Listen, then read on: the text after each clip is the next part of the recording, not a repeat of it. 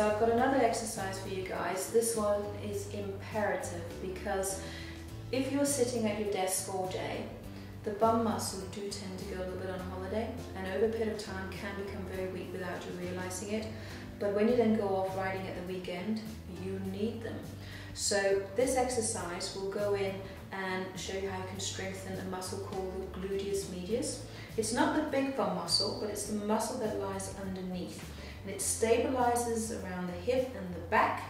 If it's not able to do what it's meant to do, when you ride, you will end up overusing your iliotibial band. So this band that comes down through here and can cause knee problems, back problems, even hip problems. So let's get started. You'll be lying on the floor at home. Make sure your neck is nicely and supported. So we've got a pillow here, but you can also rest your arm on your head on your arm. You're going to be in line, so you've got your shoulders, your hips, and your ankles, so nice and straight.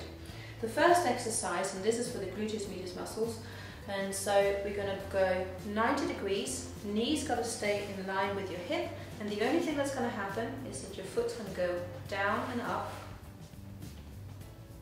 And what happens if you are weak in your glute medius muscle, like Vanessa is a little bit, you will want to lift up this leg because you're pulling with this band. So you've got to keep it nice and even down here in line.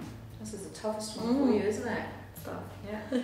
Ideally, aim for 20 repetitions. If it starts to burn in here, or if you get any pain, stop. Okay. As you get stronger, you'll find that you can do more repetitions, and obviously you'll just do as many as you can. Okay, so that was number one. Number two is where you bend both your knees, and you've got your ankles in line with your hips and your shoulders.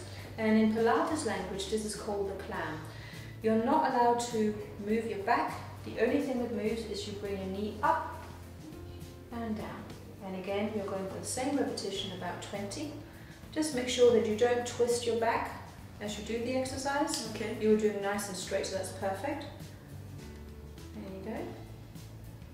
So aim for 20 of those. Number three is, again, nice and straight, everything in line. And this time around, you bring your knee up a little bit, bend it at 90 degrees, and then you lower your foot up and down.